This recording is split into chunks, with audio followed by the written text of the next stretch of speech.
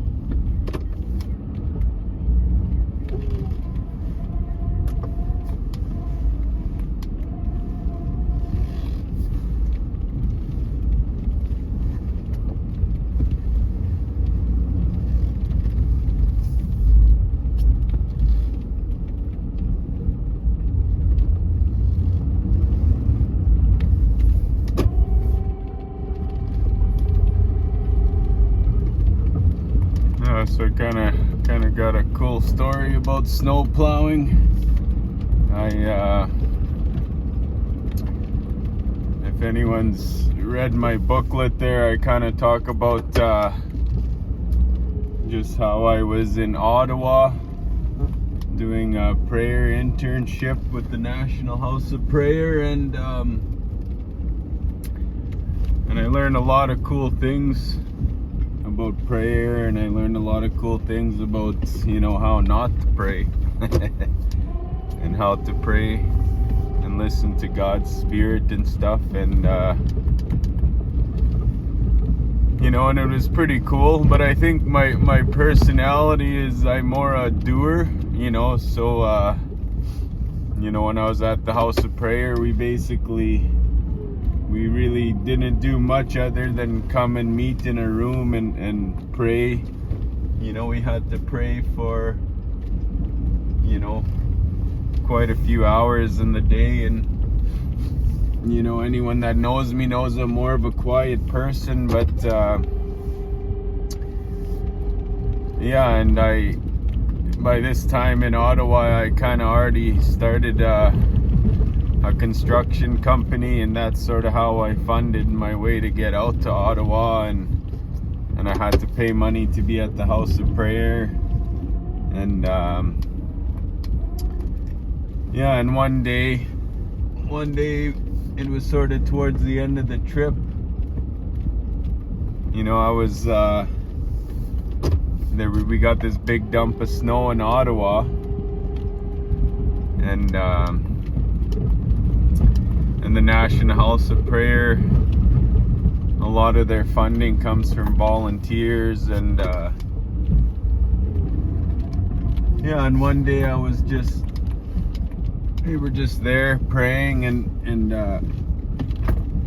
I remember this after we got this big dump of snow, this guy came into the house of prayer with a truck and a snowplow, and he started plowing the snow, and Rob was out there kind of talking with him, and I was like, man, I want something to do. So I just grabbed the shovel and I went outside and I started helping shoveling the sidewalk, and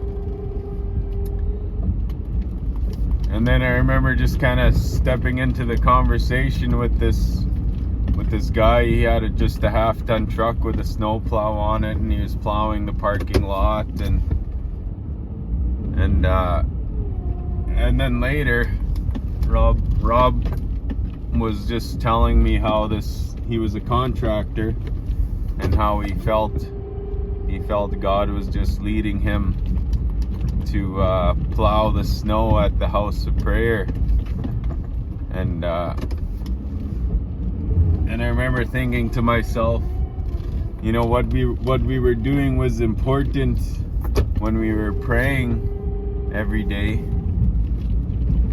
but it was also important what this guy was doing, because there was a need there, and he actually did it for free. And Rob was telling me that you know, every time they hired someone to plow the snow, it was like a couple $100, and it was such a small parking lot, and this contractor was coming in and he was doing it for free. And I remember thinking to myself, man, I want to be someone like that. I want to be, you know, I think it was important how we were praying for Canada and praying for our country and learning about prayer.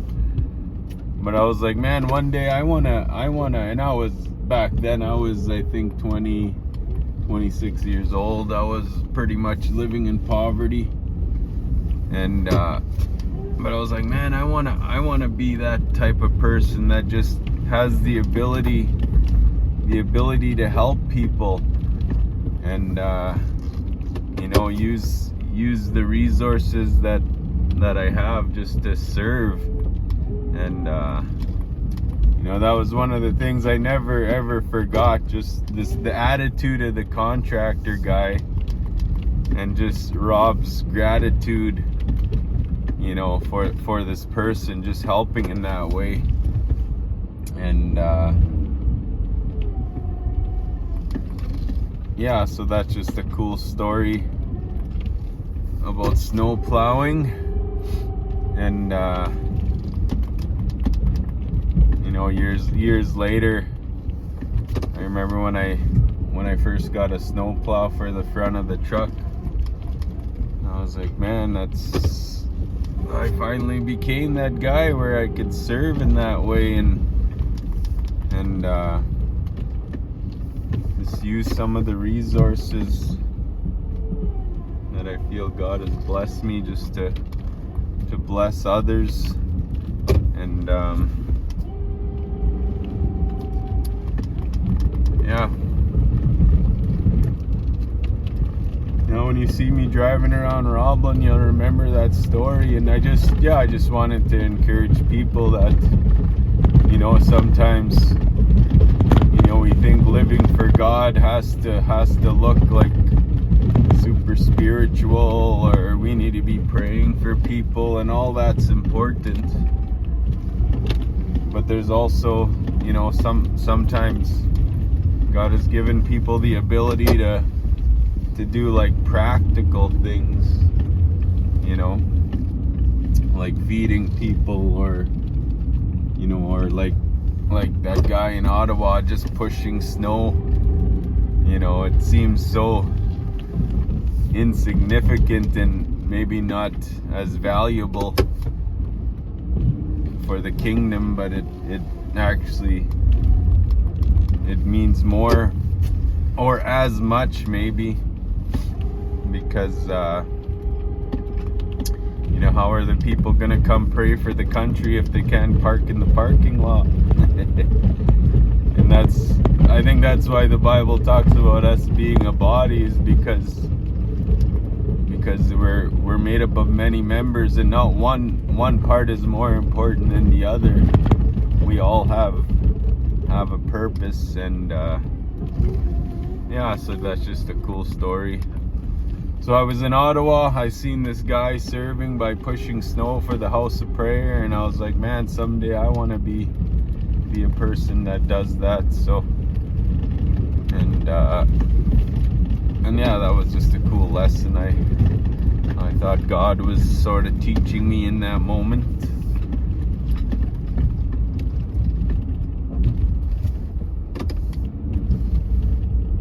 I just wanted to kind of share a little bit about some of the upcoming speaking events and some of the cool things happening at the Roblin Evangelical Church there.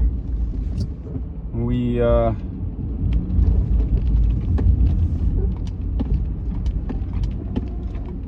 got a speaking thing happening at the Yorkton Family Fellowship Center. It's right when you're coming into Yorkton from Roblin. It's on the right hand side, and that one is happening next Monday evening, and it's geared towards sort of new believers. They've had just sort of an influx of First Nation and Métis people kind of step into their church. And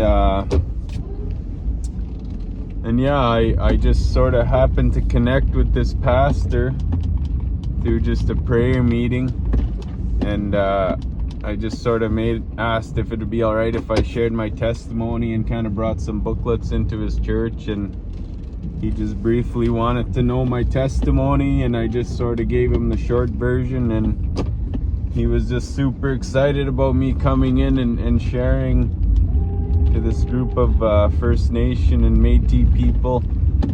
And yeah, it was kind of just cool just to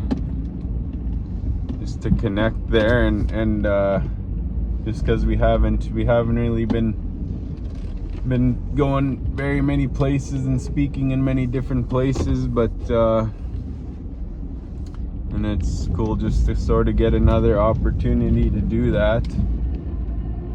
And yeah, so that's happening next Monday. Oh, I don't have the actual day, but I'll get it in one of the other videos. And it's on a Monday evening at 7 o'clock at the Family Worship Center in Yorkton, Saskatchewan. So yeah, and the other kind of cool thing we kind of felt the Lord's leading on a little bit is we've sort of wanted to start this sort of Sunday evening service at the Roblin Evangelical Church, and that one, yeah, I just see it as just another service, but more in the evening. You know, some people, you know, 11 o'clock, 10:30, 10 o'clock, that's pretty early for some people on a Sunday morning. So yeah, a few other people approached me just saying, man, it'd be cool to have a Sunday evening service. And so that's gonna start happening this coming Sunday at the Roblin Evangelical Church. So yeah, and that service, I just think it'd be cool to, if it was a little bit more relaxed, you know, a little bit less formal and stuff, and yeah, just having, you know, more of a atmosphere of prayer, praying for one another and ministering to one another. And yeah, I'll share a little bit more about that as it gets closer. But yeah, those are a couple events coming up. I have a backup camera on this truck, but it quit working, so I got spoiled. Now I gotta actually do work when I hook up a trailer. We got a bunch of snow in front of the house, and that's where the tool trailer is, so I gotta move it. So yeah, lots of fun. Get exercise in and out of the truck anyway.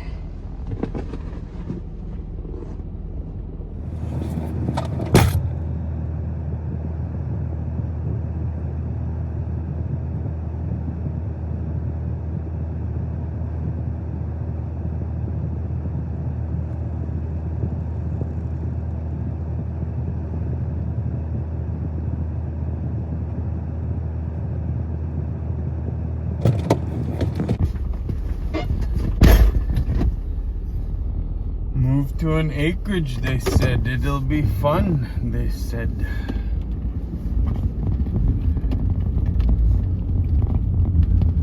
No, living out in the acreage is actually really awesome. It's a lot of work, but it's definitely worth pay off when you kind of get to have freedom.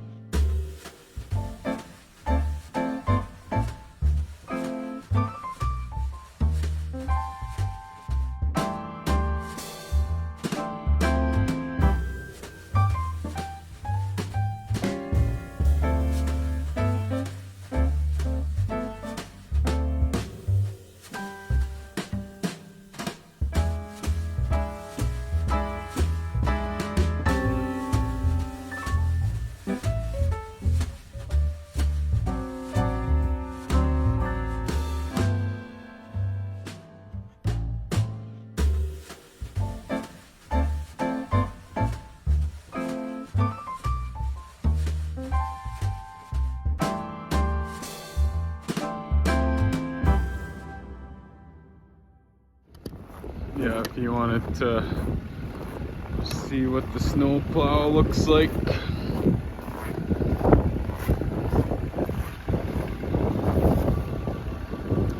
I lost a spring, so that's spring there, so that's my temporary Métis fix. Yeah. And all those springs do is just pull the blade back, so it forces it up, so it actually does a really good job. And that's how it attaches and it goes into the battery.